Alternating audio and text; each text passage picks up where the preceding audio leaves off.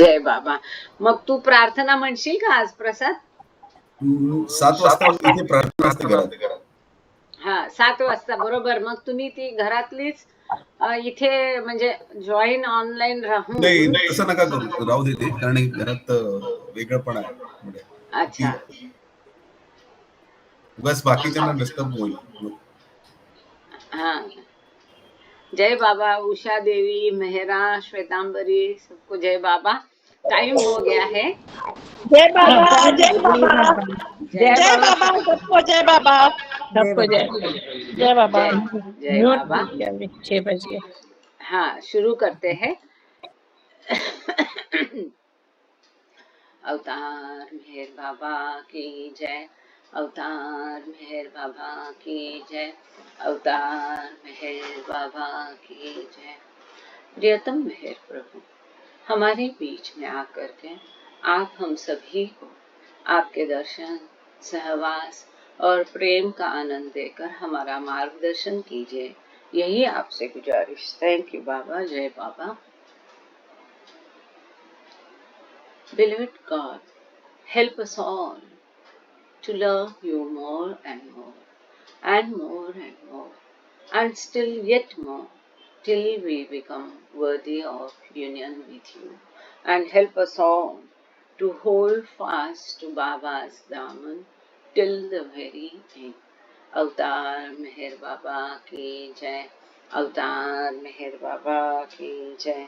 अवतार मेहर बाबा की जय. सभी को प्रेम पूर्वक जय बाबा.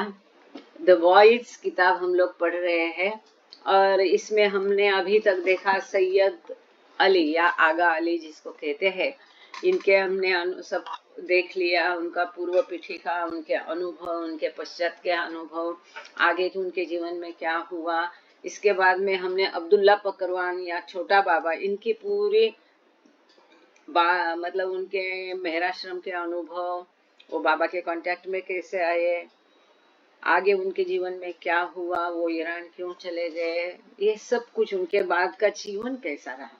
और ये सब में हम देखते हैं कि जैसा इन लोगों को बाबा ने कहा था कि वो कहीं भी जाए, जब ये बच्चे आश्रम से निकले तो बाबा ने हर एक को चूम लिया था गालों पर.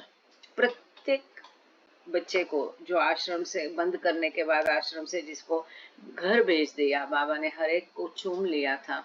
और सभी को बाबा ने कहा था जिस प्रकार की सीख उन्हें दी है उसी प्रकार का जीवन उनको जीना है, और वो कहीं भी चाहे रहे उनको इंटरनली बाबा के साथ कनेक्ट रहना है. ये महत्वपूर्ण बात बाबा ने बताई थी.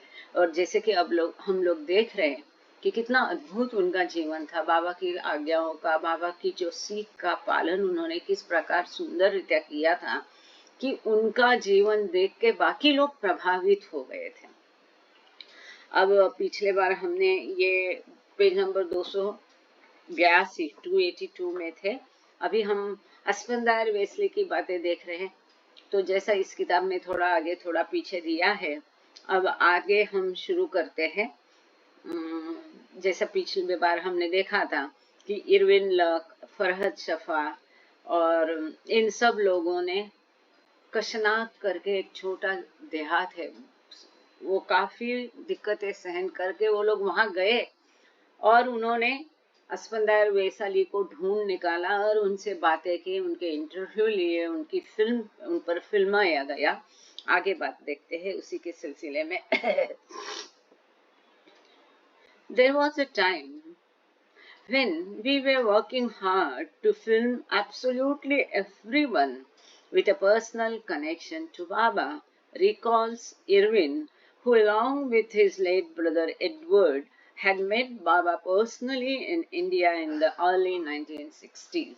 1960 के दशक के शुरू में बाबा को व्यक्तिशः इरविन लक और उनके भाई एडवर्ड मिले थे और बाद में उन्होंने खूब प्रयास किया. भारत भर कई जगह पर उन लोग गए, कई सारी मेहनत की है. आज भी आप देखोगे तो इरविन लक की काफी सारी स्पीचेस, भाषण, उनकी कई सारे वीडियो, ऑडियो उपलब्ध है. उन्होंने जिन लोगों को फिल्माया, जैसे कि सी डी देशमुख, उनके यहाँ से तो सारी चीजें ये लेके गए, 150 फिल्में वहां से लेके गए.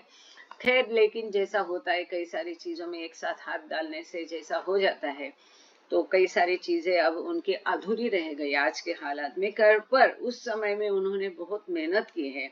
और एक समय था कि बाबा के संपर्क में जो भी व्यक्ति आया उन सबको इंटरव्यू करना और उनको फिल्म ले लेने का कोशिश उन्होंने उस समय किया था। In the 1975 filming expedition, we only zeroed in on people who had met Baba first hand. तो 1975 में जो उन्होंने फिल्म बनाना शुरू किया था, अब ये जो वेस्टर्नर्स थे तो इनको इतना पता नहीं था उस समय, इतना लिटरेचर भी नहीं था कि कौन कौन लोग बाबा के संपर्क में आए, कौन कहाँ है, उनको ढूंढ निकाला। और जैसा हम लोग देखते हैं नगर वाले तो आगे आते ही नहीं, सब छुपे ज्वेल से वो अपने आप से आगे आके अपनी कहानियां बातें बताएंगे नहीं। कई सारे जो बाबा के प्रेमी उस समय के थे ऐसे ही इस प्रकार से ही थे। तो वो कहते हैं कि बाबा को मिले हुए ऐसे लोगों की फर्स्ट हैंड इंफॉर्मेशन ये करना हमारे पास कुछ भी जीरो, उन्होंने कहा। On one trip we went to Europe and northern India, एक ट्रिप उन्होंने खास यूरोप गए और उत्तर भारत में की। While we were in India we went over to Tehran and that is when Aspandiar was film. तो वो कहते जब वो भारत आए तब वहां से उनको तेहरान पास में पड़ता है, तब उन्होंने तेहरान की ट्रिप की और उस समय अस्पंदार वेस्ली से वो मिले। और इसी बदौलत आज जो हम अस्पंदार वेस्ली के आप लोग अभी बी विथ बाबा में देख रहे होंगे, मैं उम्मीद करती हूँ कि करीब करीब 9-10 मैंने वीडियोस उनके उसमें डाले हैं। थैंक यू संतोषी जी, मुझे खुशी है कि इतनी सुंदर वीडियोस है। थोड़ी आपको सुनने में दिक्कत होगी, लेकिन ये जो अद्भुत इंफॉर्मेशन है, जानकारी उन दिनों की, तो स्वयं अस्पंदार वेस्ली के मुख से इनको सुनना एक, और उनको देख के ही हम जब अब केवल हम वीडियो देखते हैं फिर भी उनमें जो बाबा का प्रेम प्रस्तुत उनमें से हो रहा था वो हम तक आज भी पहुंचता है, आपने अनुभव किया होगा।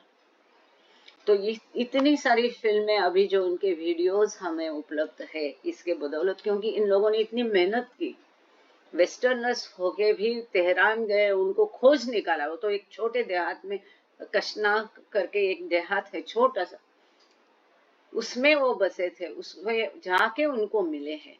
और इसके बदौलत आज जो हमें ये जानकारी मिल रही है, किताब में हम पढ़ रहे हैं, ये जो वीडियोस हमें अद्भुत कहानियां उस समय की एक एक जो बाहर आ रही कि बाद में इनका जीवन कैसा था, ये इन लोगों की ये मेहनत जो थी इसके बदौलत हमें आज मिल रहा है।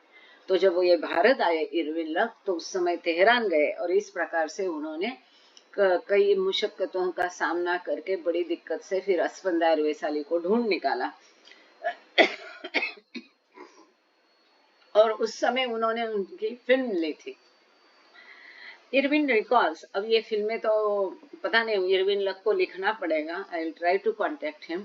उनको लिख के, ये जो अब्दुल्ला पकरवान की उन्होंने फिल्म की थी, उनके ऊपर फिल्म ली थी, अस्पंदार के ऊपर फिल्म ली थी, ये अभी भी एटलीस्ट मेरे पास नहीं है। अगर किसी को ये फिल्में मिल जाए तो शेयर जरूर करना, या हम उनको लिख देंगे तो वो उसको प्रतिसाद जरूर देते हैं। जैसे बीच में हमने उनको लिखा कि आप इतनी 150 फिल्में लेके गए सीडी देशमुख के घर से, तो उसमें इतनी सारी तो रिलीज नहीं हुई, तो एक फिल्म उन्होंने तुरंत रिलीज कर दी थी। तो हो सकता है कि विस्मृति में या कहीं पड़ा होगा, इसके आगे और कोई सब्जेक्ट आ गए होंगे, तो ये फिल्म देखने की हम जरूर कोशिश करेंगे। एनीवे, आगे चलते हैं। Irwin recalls Aswanda is saying that what Baba gave him in the Prem Ashram experience was so meaningful and so powerful that it could never be taken. कितना सुंदर।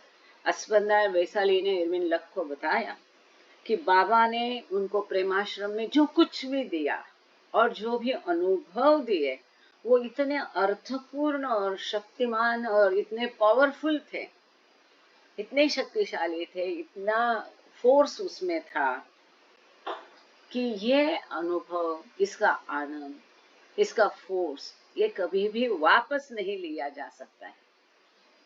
इसको अगर कोई तीसरी भूमिका में है, जैसे कि अस्पंदार वैशाली जिसके बारे में हम पढ़ रहे, बाबा ने बताया था कि ये तीसरी भूमिका में तभी था।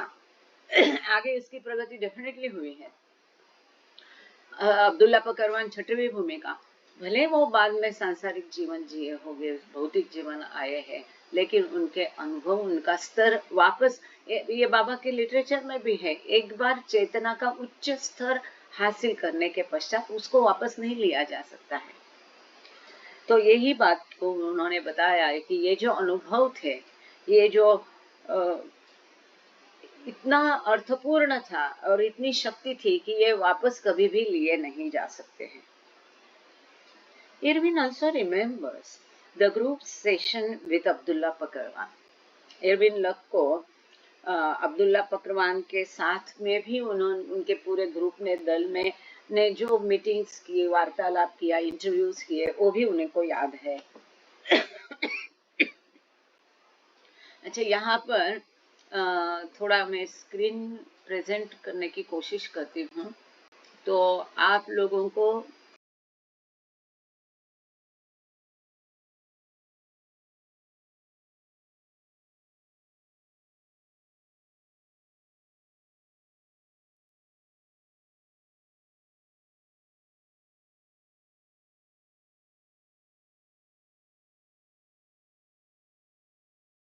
ये जो फोटो आप देख रहे हैं, ये अस्पंदायर वेसली है, उनके शुरू के यंग एज के।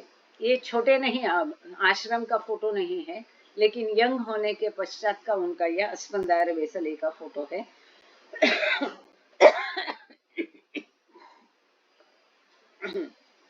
तो इरविन लक बोलते हैं उनको अब्दुल्ला पकरवान के साथ जो इंटरव्यू हुआ वो भी याद है। उसके बारे में वो बता रहे हैं, at first he was reluctant to be interviewed but eventually he agreed. आम बात है, जो बाबा के सच्चे बंदे हैं, जो पुराने लोग हैं, बहुत है। नगर में आप देखोगे तो आपको अचरज लगेगा, आज भी इतने लोग हैं और वहां के लोगों को तो बाबा का करीबी सहवास बहुत मिला है। लेकिन जैसा उनके बारे में है वैसा ही ये लोग ये भी बता रहे कि शुरू में अब्दुल्ला पकरवान जो छठवीं भूमिका में थे, कि जिनको छोटा बाबा नाम बाबा ने दिया था, ये इंटरव्यू देने के लिए राजी नहीं थे, नाखुश थे, हिचकिचा रहे थे। बहुत मुशक्कत के बाद उनको मनाया, तब अंततः वो मान गए, तैयार हो गए।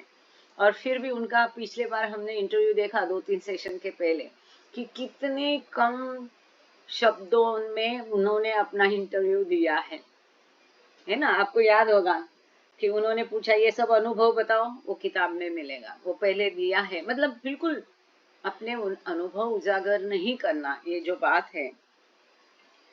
We asked him whether he still experienced the sixth plane and he said he didn't. Irwin luck कहते हैं उन्होंने अब्दुल्ला पकरवान को पूछा कि क्या अभी भी वो छठवीं भूमिका अनुभव करते हैं, तो अब्दुल्ला पकरवान ने कहा कि अब वो अनुभव नहीं करता है। और इसकी पूरी घटना और इसकी कहानी आप लोगों को याद होगी। प्रसाद के लिए मैं उसको रिपीट करती हूँ, यहाँ प्रसाद मिंगे जो आए हैं, कि जब छोटा बाबा या अब्दुल्ला पकरवान को छठवीं भूमिका का अनुभव हुआ, तब उसको अपने शरीर का भान नहीं था। और बाबा ने उसके बारे में ये कहा था कि उसके पूर्व जन्म में भी उसने तीसरी या पांचवी भूमिका तक प्रगति की थी, शायद तीसरी या पांचवी, याद नहीं अब मुझे एग्जैक्टली, जो भी है। और आगे उसका शरीर उन अनुभवों को बर्दाश्त नहीं कर सका, तो बीच यात्रा में ही उसकी मृत्यु हो गई थी, उसका शरीर उसने त्याग दिया था, और इसके कारण उसके आगे की यात्रा अधूरी थी। अब इस बार भी यही होने वाला था। उसकी तबीयत छठवीं भूमिका का अनुभव के बाद इतनी खराब हो गई कि उसके बचने की कोई उम्मीद नहीं थी। तब सभी मंडली जन, और बाबा ने कहा कि अब इसके बचने की उम्मीद नहीं है, और इसके बारे में पहले भी उसके एक पूर्व जन्म में हो चुका है। तब मंडली जन ने और सबने बाबा पर बहुत दबाव डाल के बाबा को आग्रह किया कि बाबा प्लीज कुछ भी करो, लेकिन उसको मरने मत दो। और हम लोगों को याद है कि छठवीं भूमिका में बाबा ने स्वयं उसको इंटरव्यू किया था, तो उसने अपने अनुभव बताए थे, उसको कैसा फील हो रहा है वगैरह। वो तन के बारे में बेफिक्र है, वो तन रहे या जाए उसे कोई फर्क नहीं पड़ता वगैरह, या डायलॉग आपको याद है। तो तब बाबा ने उसको अस्पताल दाखिल किया और उसको एनीमा दिया गया। बाबा की अपनी रीति है, एनीमा दे करके उसका भान इस जगत का वापस लाने की बाबा ने कोशिश की, जो कुछ हद तक बाबा उसमें सफल हुए और उस तरह से उसको बचाया गया था। तो ये बाबा का प्रयास था कि वो अनुभव में वो ना रहे, तो बाबा ने स्वयं उसको स्थूल की चेतना वापस दी थी। हालांकि छठवीं भूमिका में स्थूल की चेतना नहीं होती है, मनोजगत की चेतना होती है, मनो शरीर का भान होता है। वो व्यक्ति इस स्थूल जगत में नाम मात्र रहता है, हमारे जैसे ही उसके व्यवहार होते हैं वो, लेकिन सुचारू रूप से ऑटोमेटिक चलते हैं। तो उसकी स्थूल की चेतना बाबा ने वापस लाई थी, और उसके पीछे क्या ये कार्य है, क्यों लाया था, ये सब हम उसको पढ़ चुके हैं। तो उसने ठीक वही बताया कि अब वो छठवीं भूमिका का अनुभव नहीं करता है। Irwin says Abdullah told them during the interview that Baba had given him complete honesty, and these watchwords had formed the basis of his life throughout the years. तो बाबा से उसने क्या पाया था? अब्दुल्ला फकरवान ने कंप्लीट, पूरी ईमानदारी, और यही आगे उसके भविष्य काल में जीवन का आधार रहा। इसी आधार पर वो हमेशा चला, वो पूरी ईमानदारी से अपना जीवन उसने जिया। और इसकी सारी कहानियां हमने देखी है कि कई बार कैसे गलत आरोपों में उसको फंसाया गया। जैसे शाह की सत्ता पलट के आयतुल्ला खोमेनी ने ईरान काबिज कर दिया, उस समय वो कैसे दिक्कत में आ गया, लेकिन किसी भी कीमत पर, किसी भी हालत में ईमानदारी का साथ उसने छोड़ा नहीं। अपने आप को तकलीफ देकर भी दूसरों की सेवा करने का उसने कभी भी छोड़ा नहीं। तो वो कहता है कि बाबा ने मुझे पूरी ईमानदारी दी है, और यही उसके आगे का जीवन काल का बेस रहा है, फाउंडेशन रहा है।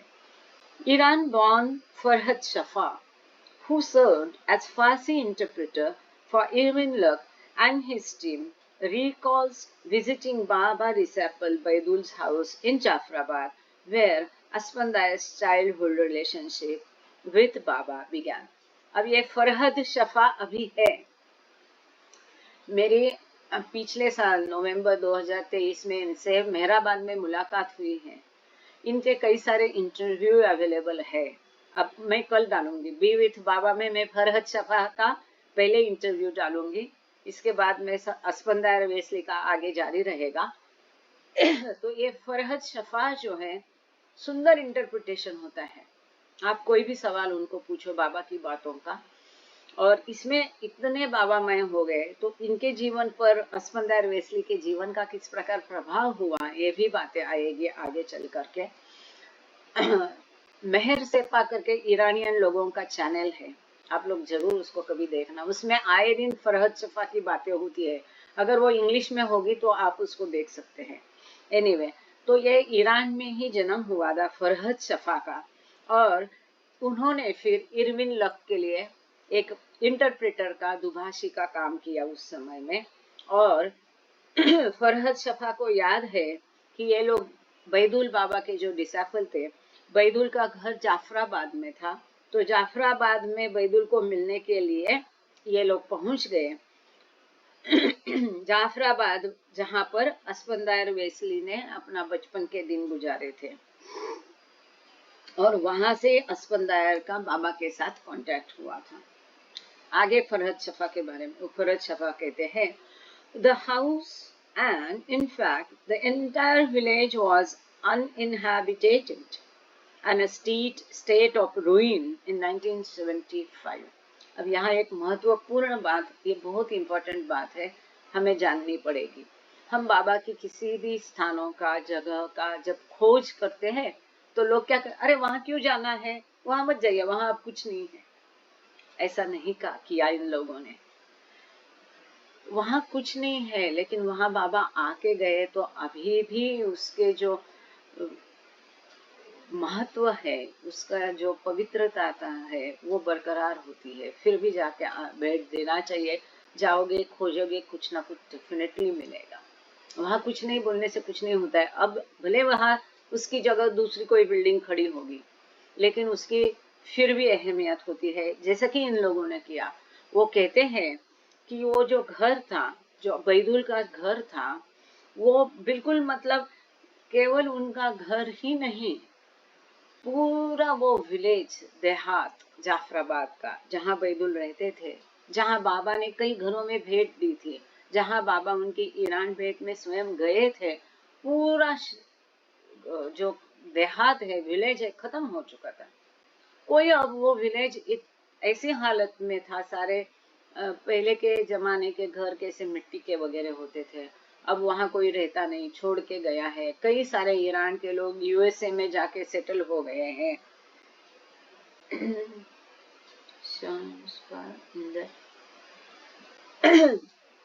तो ऐसे वो बैदुल का भी घर, the house in fact in the entire village was uninhabited. कोई भी अब वो घर में नहीं रहता था, वो विलेज में कोई नहीं रहता, और पूरा ध्वस्त हो गया था जब इन लोगों ने उस विलेज को 1975 में भेंट दी। The mud roof and walls of the home had collapsed. घर के जो मिट्टी की दीवारें और मिट्टी की छत थे, वो पूरे ध्वस्त हो गए थे, गिर गए थे। And the powdery desert covered the floors in some places. ये कितना ध्वस्त हो गया था, ये यहाँ कोई नहीं रहता, ये विलेज में भी कोई नहीं रह रहा था, फिर भी ये लोग वहां पर गए। उनकी कोशिश जो है, देखो, प्रियतम की हर बात को कलेक्ट करने की, ये लाजवाब है।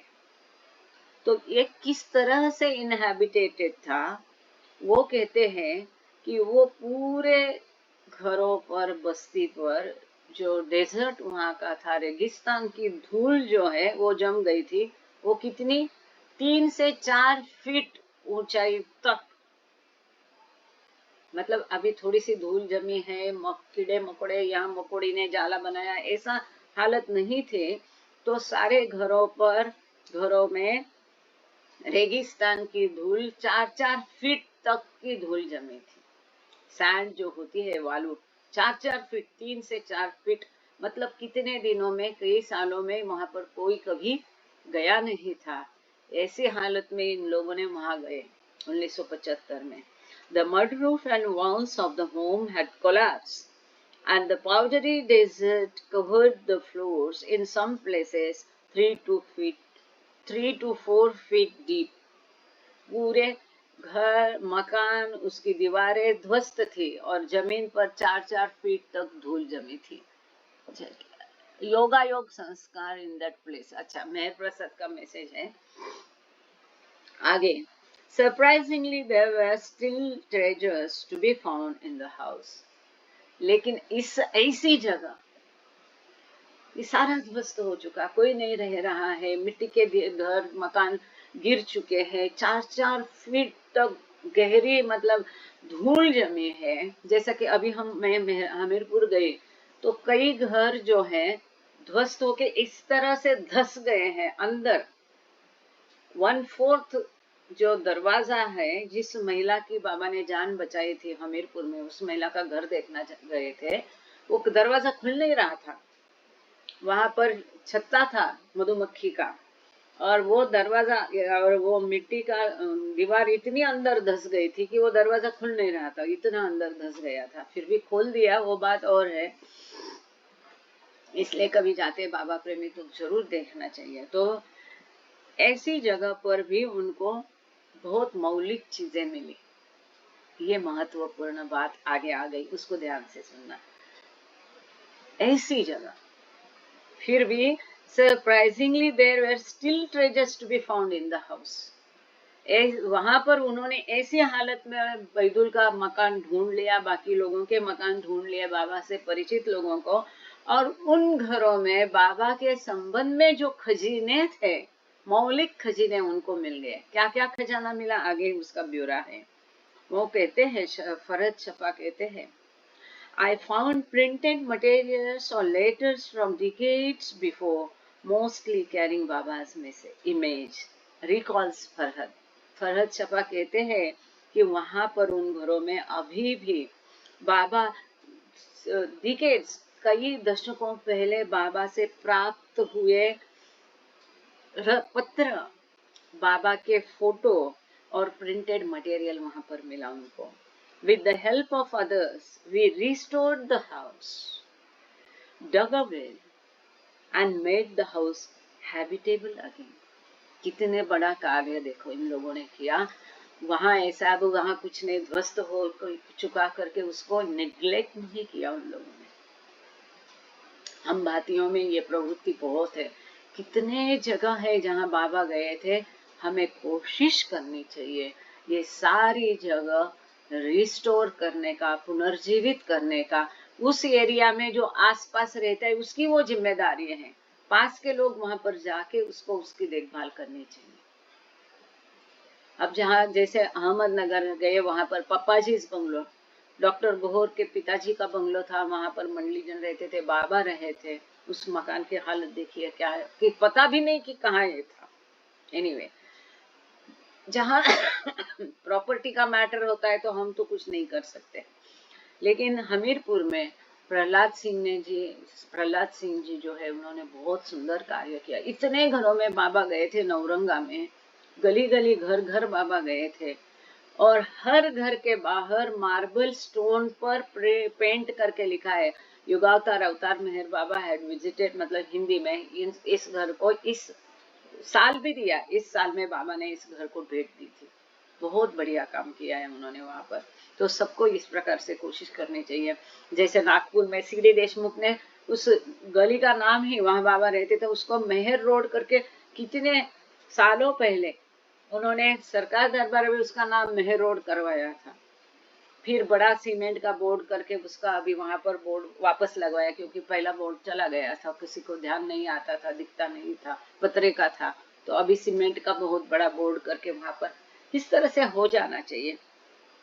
इन लोगों ने, फरहद शफा कहते हैं, ये जो आगा बैदुल का मकान ध्वस्त हो चुका था, ये जो देहात ध्वस्त हो चुका था, वहां पर उन्होंने काफी बागी लोगों की मदद से वो हाउस को रिस्टोर किया, पुनरुज्जीवित किया.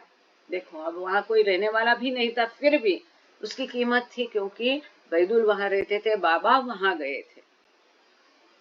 ऐसा देहात जहाँ कोई नहीं रहता है, जमीन में गड़ गया है, वो 4-4 फीट ऊंचाई तक उसमें रेगिस्तान की धूल जमी है, उस मकान को उन्होंने रिस्टोर किया. वहां बाव है ना, वेल जो है, बाव कहते हैं या क्या कहते हैं उसको खन दिया वापस. डग द वेल, वापस वो जो बाव है, कुआं है, उसको खोद दिया और फिर से रहने लायक घर को किया. इतनी मरम्मत की कि उस घर को उन्होंने फिर से रहने लायक किया. Really hats off. One of the latest discovered in the rubble was from Afseri to Baidul. अब ये इनको ये जहाँ पर बाबा का खजाना मिला, इसमें एक पत्र ऐसा था कि जो कई खुशरू अफसेरी द्वारा बैदुल को लिखा गया था. कई खुशरू अफसेरी ये जो थे मेहर आश्रम के मैनेजर थे, बच्चों को पढ़ाते भी थे. इनके द्वारा बैदुल को लिखा गया पत्र भी उसमें मिला. रिटन इन 1929, 1975 में ये लोग गए थे. 1929 में लिखा गया ये पत्र उनको वहां मिला. Written in 1929, the letter announced that Baba would soon be coming to visit the boys in Iran. Baba soon be coming to visit the boys in Iran. तो इस पत्र में ये लिखा था कि जल्द ही बाबा ईरान आएंगे और ये सभी बच्चे जो मेहराश्रम में पढ़ते थे, जिनको प्रेमाश्रम में पढ़ते थे, बाबा ने जिनको वापस ईरान भेज दिया था, करीब करीब 29 या 30 बच्चे थे. तो ये पत्र ये कहता है कि 1929 में बाबा ईरान आएंगे और सभी बच्चों के घरों को भेंट देंगे.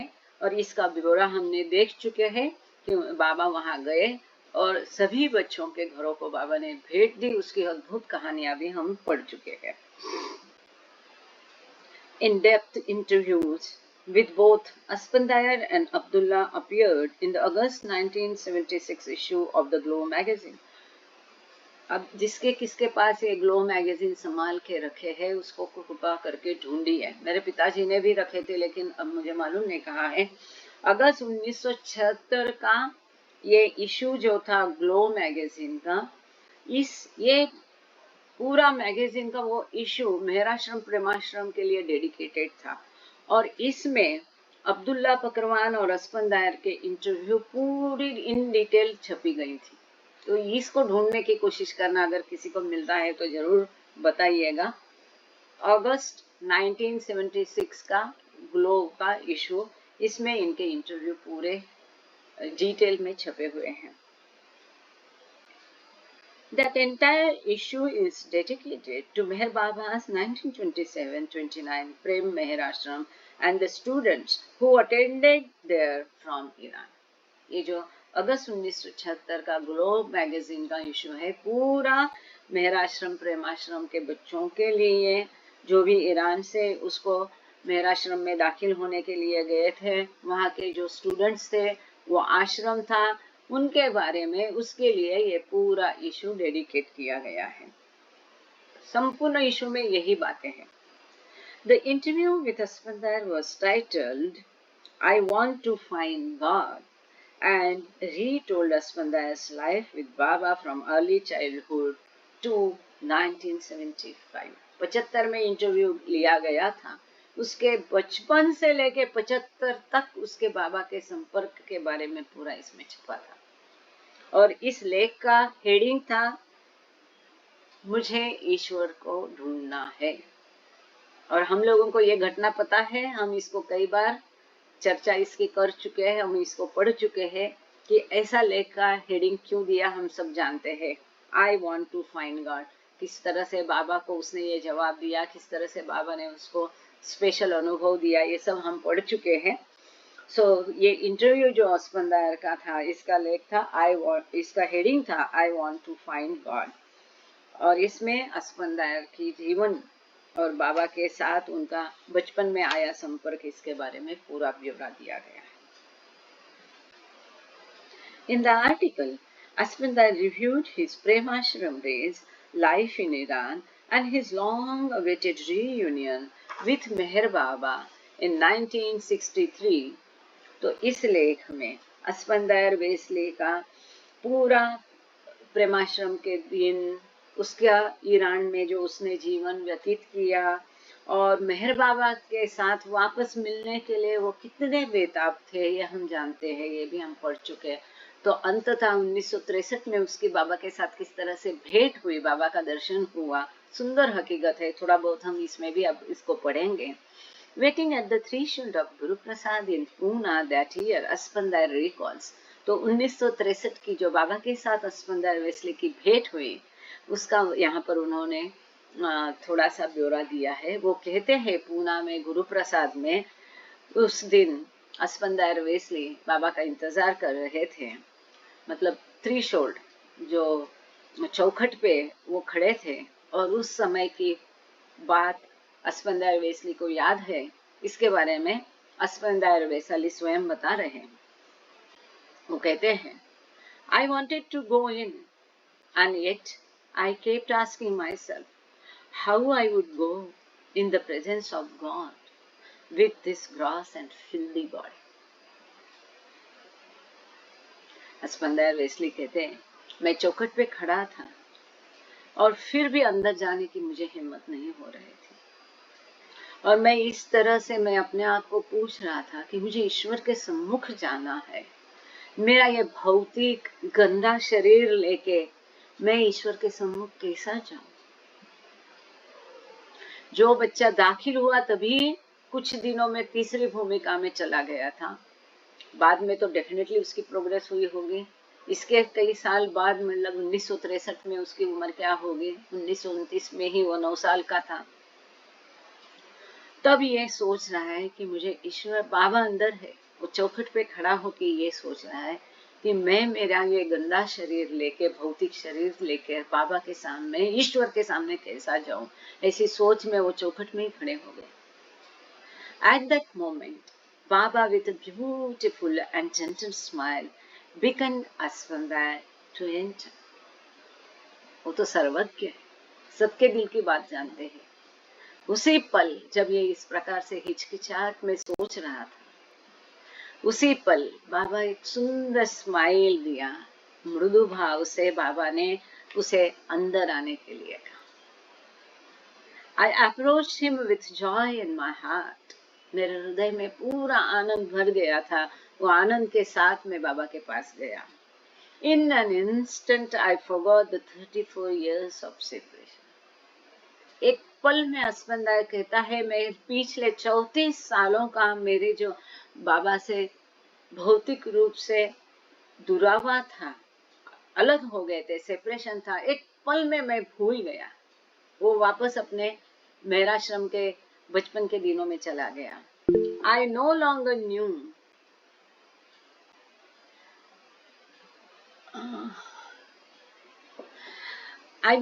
knew the meaning of separation and was relieved and happy. अब इनके बाबा से दूर होके ये हमेशा बाबा से फिर मिलने के लिए तड़पते थे। वो बोलता एक पल में वो जो अलगत्व था, सेपरेशन में पूरा भूल गया और मैं बहुत खुश था, बहुत आनंद से भरा हुआ था। Asfandar, aware of Baba's back pain, gently embraced Baba. देखो कितना ख्याल करते थे वो बाबा का। हमारी केवल मर्जी पूरी होनी है, फिर बाबा का कुछ भी हो, ये ऐसा नहीं था। उनको पता था कि बाबा को बैक पेन है, बाबा की पीठ में दर्द है, तो उसने बहुत जेंटली, मृदु भाव से बाबा को आलिंगन दिया।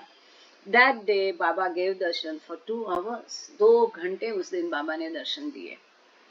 He asked me to sit at his feet. बाबा ने मुझे अपने चरणों के पास बैठने के लिए कहा। अस्पंदर कह रहा है, Every now and then, Baba would ask me how I was, and I would also ask him how his health was. तो 2 घंटे जब तक दर्शन चलता रहा, बाबा ने उसको अपने पैर के पास ही नीचे जब पास में बिठा के रखा था। हर 1-2 मिनट में बार बार बाबा उसको बार बार पूछते गए, तुम कैसे हो, तुम कैसे हो, और वो भी बार बार बाबा से पूछता गया कि बाबा आपकी तबीयत अब कैसी है, बाबा आपकी तबीयत कैसी है। जो प्रेम भाव है ना, जो स्वाभाविक है, नेचुरल है कि हम कई दिनों के बाद एक दूसरे को मिलेंगे तो किस प्रकार से होता है, इस प्रकार से ये एक दूसरे को पूछते गए कि कैसे है, एक दूसरे का ख्याल पूछते गए बाबा और अस्पंदर। एंड ही गेस्चर, देखो जब भी उसने पूछा कि बाबा आपकी तबीयत कैसी है, तो बाबा उसको, देखो ऐसा नहीं है कि मेरी तबीयत हो क्या हुआ, नहीं मैं ईश्वर हूँ, नहीं, ये नहीं है। कितना स्वाभाविक ये आदान प्रदान था भावनाओं का। बाबा उसे कहे, and he gesture, I am fine, very fine. जब भी वो बाबा को बार बार पूछता गया, बाबा आपकी तबीयत कैसी है, बाबा उसको बताते गए, मैं ठीक हूँ, मैं बहुत अच्छा हूँ। Aspandar's 4-day stay with Baba was eventually extended to 28 days. जैसा आमतौर पर होता है, उसको 4 दिन की परमिशन थी बाबा को मिलने के लिए, और अंततः वो 4 दिन 28 दिन में तब्दील हो गए। एक्सटेंड हो गया उनका वहां पर रहना अस्पंदर का बाबा के साथ गुरु प्रसाद में। 28 दिन तक उसे बाबा का सहवास और दर्शन मिला। ये एक सवाल किस लड़की ने किया था, मैं भूल गई। उसने पूछा था कि क्या अस्पंदर बाद में बाबा से मिले, क्या उन्होंने बाबा का कार्य किया। मुझे लगता है श्वेतांबरी या मेहर रेणुका मोरे, किसी ने सवाल पूछा था। मुझे उम्मीद है ये लोग उसको सुन रहे हैं। पूरा ब्यौरा यहाँ पर अच्छे से दिया है। Baba gave him 2 copies of God Speaks to take back to Iran and told Asfandar to do God's work there. बाबा ने स्वयं अपने हाथों से गॉड स्पीक्स की 2 प्रतियां अस्पंदर वेस्ली को दी और ईरान में ईश्वर का कार्य करने के लिए बाबा ने उसे कहा। ऐसे बहुत कम लोग हैं जिनको बाबा ने स्वयं इसके लिए कहा है। फिर एक बार एक सिमिलैरिटी यहाँ पर हमें दिखती है। वी आर बड़े, मेरे पिताजी और अस्पंदर वेस्ली, हम यहाँ पर कई सारी उनके साम्य देखे हैं कई चीजों में, जैसे कि वो पिलो की बात है, इसी प्रकार गॉड स्पीक्स का हो गया, बाबा का कार्य करने के लिए कहने की बात हो गई है। फिर एक सामने आ गया कि वहां पर बाबा ने उनको स्वयं अपने हाथों से 2 गॉड स्पीक्स की प्रतियां दी, और वहां पर ईरान में बाबा का ईश्वर का कार्य, यहाँ पर वर्ड है गॉड्स वर्क, ईश्वर का कार्य वहां करने के लिए कहा। Aspandaya finally managed to get to India again in 1977 with his wife Shireen, youngest son Parvez, and a larger group of Iranians. फिर 1977 में, क्योंकि अभी को 63 में आने के लिए उसके पास पैसे का कितना तकलीफ थी, ये हमने इस कहानी को हम जानते हैं कि कैसे बाबा ने फिर उसको बताया कि हर पेड़ के पास जाके बताओ, फिर उसके चेरी के फल आए, फिर वो आ पाया। तो पैसे का भी प्रॉब्लम हुआ करते थे और भी प्रॉब्लम हुआ करते थे। तो वापस वो 77 में अस्पंदायर अपनी परिवार के साथ फिर भारत भेंट की उन्होंने। उनका सबसे छोटा बेटा परवीज, उनकी बीबी शिरीन, और एक बहुत बड़ा ग्रुप था ईरानी लोगों का, जैसे आजकल भी हम देखते हैं एमपीआर में जब आते हैं तो लोग ग्रुप के साथ, पूरा दल के साथ आते हैं।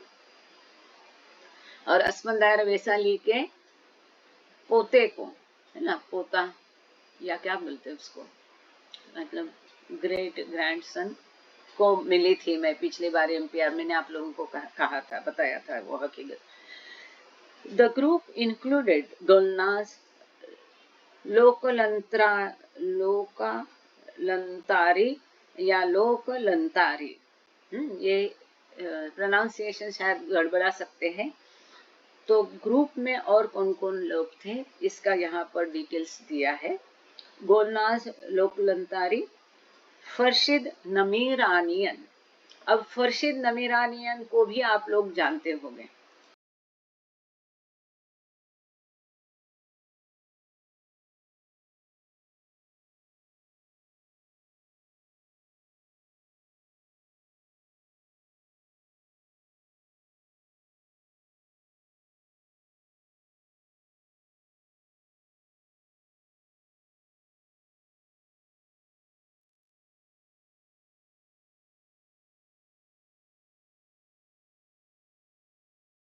आज जो डाला है ना बी विथ बाबा ग्रुप में, आज जो इंटरव्यू डाला है उसमें दुभाषी का काम इन्होंने किया है। फरशिद नमीरानियन, इनका नाम है फरशिद नमीरानियन। ये भी मेहर सिफा में आए दिन आते हैं। बहुत सुलझा है बाबा की बात। अस्पंदायर को बचपन से देख करके ये प्रभावित हो गए हैं, और इस किताब के लेखक भी यही है जिसके बदौलत हम ये पढ़ रहे हैं। बॉब मॉसमन और फरशिद नमीरानियन इनका नाम है। तो जो इस किताब के लेखक भी है, और इन्होंने बहुत कार्य किया है, बहुत एक्टिव आज भी है, पूरे फ्लेयर्ड अप है बाबा के प्रेम और बाबा के कार्य से।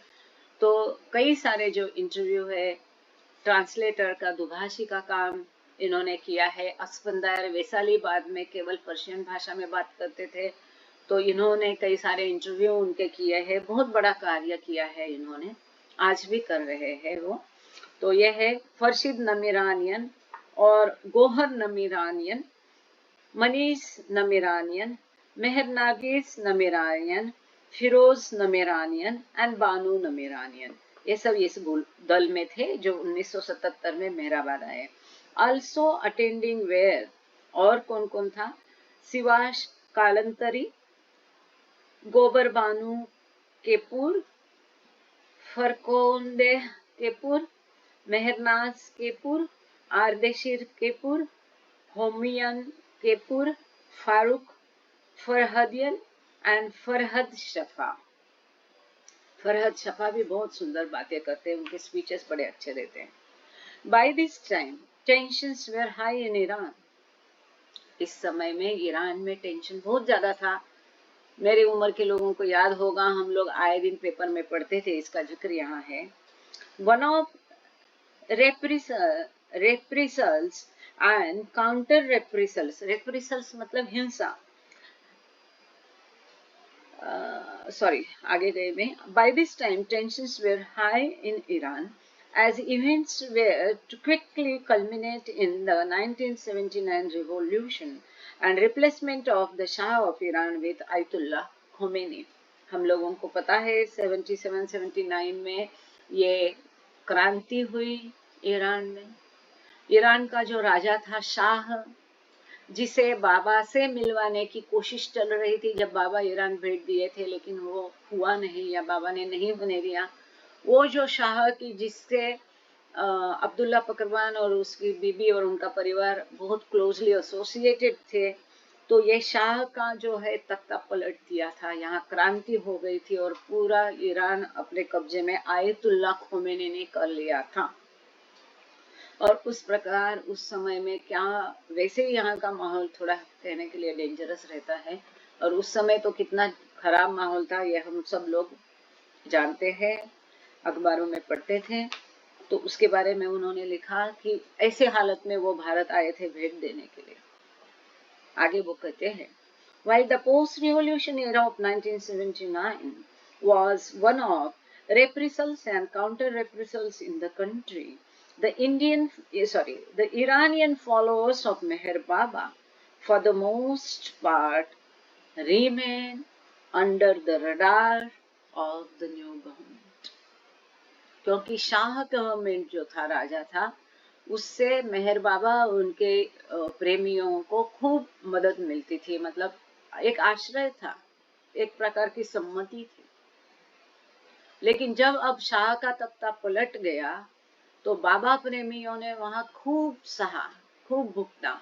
इन लोगों के ऊपर कड़ी नजर रखी जाती थी। जो नई गवर्नमेंट आई थी वो बाबा के प्रेमियों पर उनका खास एकदम नजर रहती थी। और जैसा होता है ये क्रांति के पश्चात 79 में हिंसा प्रतिहिंसा बहुत बढ़ गई थी और बहुत बाबा के प्रेमी दिक्कत में आ गए थे।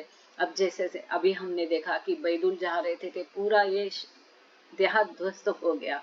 कितने सारे बाबा प्रेमी जा करके यूएसए में बस गए। जैसे अब्दुल्ला पकरवान की बीबी के पीछे, जान के पीछे लोग पड़े थे, तो किस तरह से उसने उसे बचाया बाबा ने, और वो किस प्रकार भाग गई दुबई में। फिर उसकी बेटी आकर के, अब्दुल्ला पकरवान अकेला वहां किस हालत में पड़ा था, उसको लेकर के वो दुबई कैसे गई, ये सब हमने देखा है पिछले बार। आगे देखते हैं। Baba standing orders to followers was to have nothing to do with the politics. अब ध्यान देने की बारी है ना। हम केवल देखते हैं कि बाबा कहते हैं कि पॉलिटिक्स में शामिल मत हो। अब देखो, बाबा स्टैंडिंग ऑर्डर्स, हमेशा के लिए बाबा ने कहा था कि राज सत्ता राजकारण से हमेशा अपने आप को पॉलिटिक्स से दूर रखो। ना ये दल के बनो ना वो दल के बनो, क्योंकि कोई भी स्थायी नहीं है। जब सत्ता पत्ता पलट जाएगा तब तो किस प्रकार से हालत होती है। ये हमेशा के लिए बाबा ने सभी को, और खास करके इन लोगों को, सबको ईरान में बताया था कि तुम सबको ये राजकारण से, पॉलिटिक्स से दूर रहना है। Baba standing orders to followers was to have nothing to do with politics and not to preach, probably help protect them for the most part. कुछ पॉलिटिक्स से दूर रहना है, उनको कुछ सिखाना नहीं, कुछ भाषण करना नहीं, उपदेश करना नहीं, हमेशा बाबा ने उनको बताया था। और ये कहते हैं इसी कारण शायद बाबा के प्रेमी वहां बच गए, क्योंकि वो तटस्थ थे। फरशीद नमीरानियन रिकॉल्स, अब ये फरशीद, इसकी तस्वीर आपके सामने है, जो लेखक भी है। ये किताब जॉइंटली लिखी गई है बॉब मॉसमन और फरशीद नमीरानियन द्वारा। तो ये कहते हैं आगे, ये अपनी यादें उस समय की बताते हैं। There were a few incidents here and there in regards to Baba-related literature, and just what our meetings were all about. तो यहाँ पर नियमित रूप से बाबा की मीटिंग्स होती थी। तो थोड़े 2-4 किस्से बने, वो कहते ऐसे इंसिडेंट्स, घटनाएं घटी कि वहां पर बाबा का संबंधित जो साहित्य है इसके बारे में पूछताछ हुई। अब उन लोगों को इंग्लिश हिंदी तो आती नहीं थी, तो वो साहित्य को आगे छानबीन करने के लिए भेज दिया गया। जैसे कि हमने देखा है जब बाबा ने ईरान विजिट की और साथ में बाबा के कई सारे बैचेस और लिटरेचर लेके जाते थे, वो सब जब्त किया था। याद है या आप लोगों को? इसी किताब में हमने पढ़ा है। जब बाबा ने स्वयं ईरान भेंट की थी तभी भी ये हकीकत हुई थी कि कस्टम्स वालों ने पूरे वो बैचेस बाबा का सारा साहित्य लेकर के आगे छानबीन के लिए भेज दिया गया था। तो चुटपुट कुछ घटनाएं हुई कि बाबा के साहित्य के बारे में छानबीन की गई, बाबा के मीटिंग्स में क्या होता है उसकी पूछताछ हुई। In addition to Asfandiyar, Farshid's father Khodadad and two uncles Khusro and Khodiar, who both had attended 1927-29 ashram, all come under occasional scrutiny. जितने बाबा प्रेमी थे सभी की पूछताछ हो गई, अभी नहीं तो बाद में। अस्फंदायर वेस्ली, फरशीद नमीरानियन के पिताजी खोदादाद, उनके दो अंकल थे चाचा थे, खुसरो और खोडियार, ये नाम आपको याद होंगे, क्रिएशन एंड कॉजेज में हमने पढ़े हैं, और खोडियार की अद्भुत कहानी भी हमने कई बार डिस्कस की है। Who both had attended, ये खुसरो और खोडियार दोनों भी मेहराश्रम में थे 27 से 29 तक। ये सभी की पूछताछ हो गई, सभी की स्क्रूटिनी हो गई नई गवर्नमेंट द्वारा। Asfandiyar himself had developed a diplomatic answer to anyone questioning him about the Baba meetings, saying that Meher Baba simply helped them to better understand God. कितना सुंदर जवाब है जो केवल बाबा का प्रेमी ही दे सकता है। तो अस्फंदायर ने स्वयं अपना एक डिप्लोमेटिक उत्तर तैयार ही करके रखा था, क्योंकि आए दिन उनकी पूछताछ होती रहती थी नए गवर्नमेंट के द्वारा, तो उन्होंने अपना जवाब तैयार रखा था। जो भी कोई उनको बाबा के बारे में नया गवर्नमेंट वाले सवालात करते थे, उनकी पूछताछ होती थी, उनके यहाँ बाबा की मीटिंग्स हुआ करती थी जो कि बाबा की आज्ञा से ही शुरू हो गई थी। इसके बारे में कोई भी अगर कोई जवाब करता था तो एक सुंदर उत्तर देते थे अस्फंदायर वेस्ली, और ये उत्तर ये था कि मेहर बाबा ने उनको ईश्वर अच्छे से समझने में मदद की है। हु इज मेहर बाबा? तो डिप्लोमेटिक आंसर दिया उन्होंने। अगर वो कहते थे कि मेहर बाबा ये अवतार है, परवरदिगार है, ईश्वर है, तो शायद उनको वहीं सूली चढ़ा दिया जाता था। तो उन्होंने अपना डिप्लोमेटिक आंसर दिया कि ईश्वर को अच्छे समझने के लिए मेहर बाबा उनकी मदद करते हैं, और उसमें कोई झूठ तो था ही नहीं। जैसे बाबा ने कहा कि बी प्रैक्टिकल।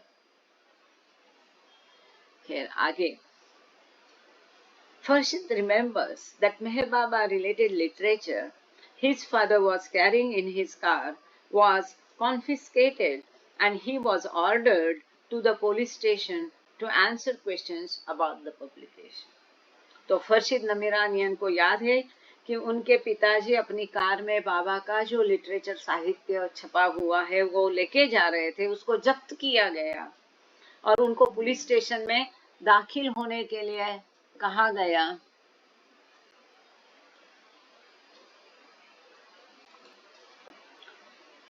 उनको वो साहित्य जो बाबा के बारे में लिटरेचर था वो जब्त करके उनको पुलिस स्टेशन में, किसको, ये जो तस्वीर आप देख रहे फरशीद नमीरानियन, उनके पिताजी को बताया गया कि पुलिस स्टेशन हाजिर हो जाए कि वहां पर ये जो साहित्य मेहर बाबा का पब्लिश हुआ है इसके बारे में सवाल जवाब हो गए, उसका उत्तर देने के लिए उनको पुलिस स्टेशन बुलाया गया।